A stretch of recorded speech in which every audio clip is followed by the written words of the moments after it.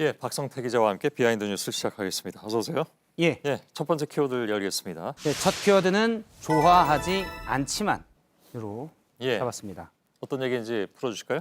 예, 오늘 나경원 원내대표가 자유한국당 의총에서 임기를 연장하지 않는 것을 받아들이겠다고 했습니다. 예, 그런데 어제 황교안 대표가 최고위에서 원내대표 임기를 연장하는 방안을 받아들이지 않겠다 했기 때문에 이에 대한 반발도 좀 많이 있었습니다.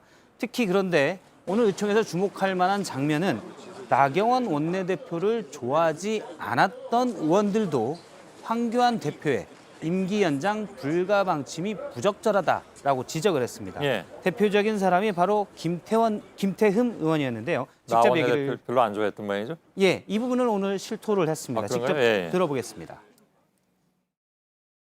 원내대표의 국회 전략이나 이런 문제에 있어서 문제 제기를 제일 많이 한 사람입니다. 좋아하지 않습니다. 의총한테 넘기고 되돌려 주십시오.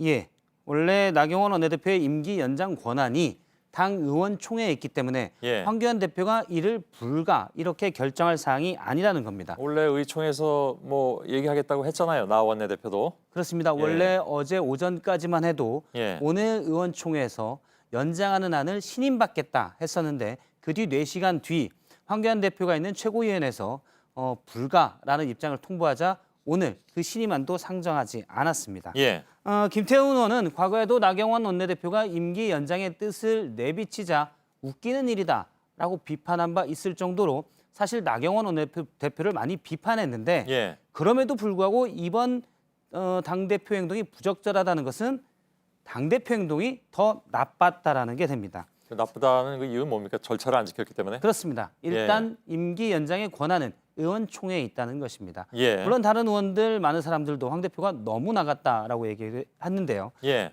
주로 비박계에서 비판들이 많이 나왔는데 어제도 잠깐 이 자리에서 소개를 했는데 오늘은 김용태 의원이 어제 비하인드에서 나왔던 내용을 그대로 얘기를 했습니다.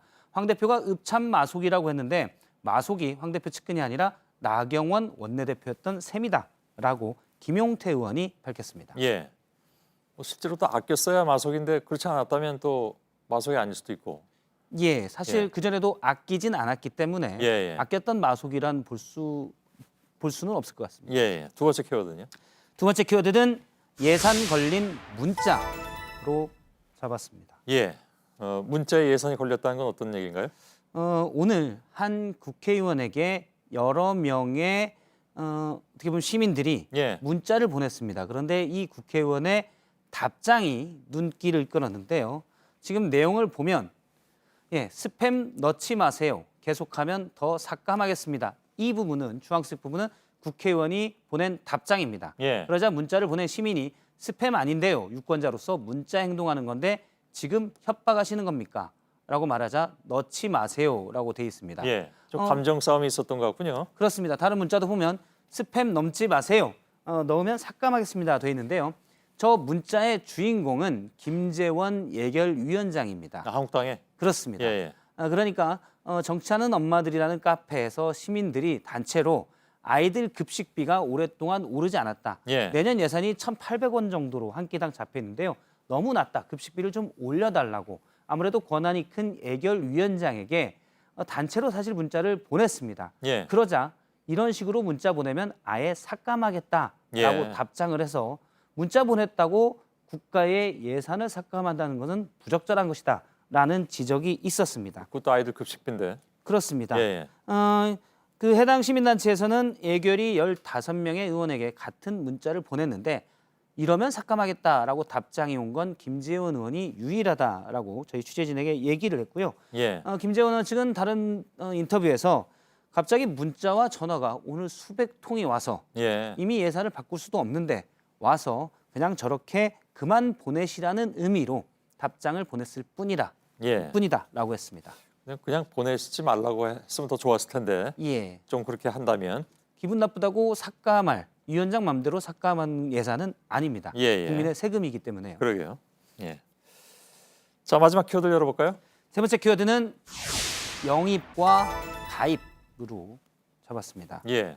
누가 주체냐에 따라서 좀 달라지긴 하겠네요. 그렇습니다. 예. 영입은 모셔오는 거고 예. 가입은 내가 들어가는 건데 원래 영입 대상인 사람이 오늘 가입한 사례가 있습니다. 예. 한국당 인재영입 1호로 불렸던 박찬주 전 육군 대장입니다. 아, 이분은 또 등장하네요. 그렇습니다. 예. 인재영입 1호로 됐다는 거에 대해서 한국당이 과연 쇄신할 뜻이 있냐라는 비판도 있었고요. 예. 논란 끝에 인재영입 대상에서는 배제됐었습니다. 예. 당시 박 전 대장은 물론 우리 공화당에서 그럼 우리가 영입할게라는 제의도 있었지만 난 그래도 한국당에 가겠다라고 얘기한 바 있는데요.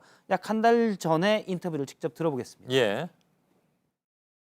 인재 영입이라는 행사가 없을 뿐이지 제가 정상적으로 입당을 해서 경선을 통해서 유권자의 선택을 받는 데는 아무런 제한사항이 없는 거죠. 예. 예. 뭐 이건 기억이 납니다. 그러니까 그대로 실천한 거네요. 그렇습니다. 바로 오늘 자유한국당에 입당 신청서를 냈습니다. 예. 따로 평가받을 것은 아니고 중앙당에서 상의를 해서 내일이나 모레쯤에 입당 받아들일지를 결정하겠다고 하는데 굳이 영입 케이스도 아니기 때문에 예. 뭐 어떤 심사평가가 크게 되는 것은 아니라고 합니다. 다시 말해서 뭐 입당이 거부될 가능성은 없다 그런 얘기죠. 그렇습니다. 예. 하지만 인재영입에서 보류했던 한국당에서 박찬주 전 육군 대장은 이제 자신의 고향인 충남 천안에 출마하겠다는 의사를 강력히 내비치고 있는데 예. 만약 공천이 되면 당시 이제 인재 영입 때문에 논란이 됐었는데 인재로 규정하거나 평가한 것으로 해석할 수 있겠습니다. 예. 그 부분은 지켜봐야 될 것 같습니다. 예.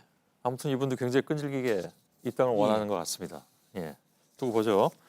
박성태 기자였습니다. 수고했습니다.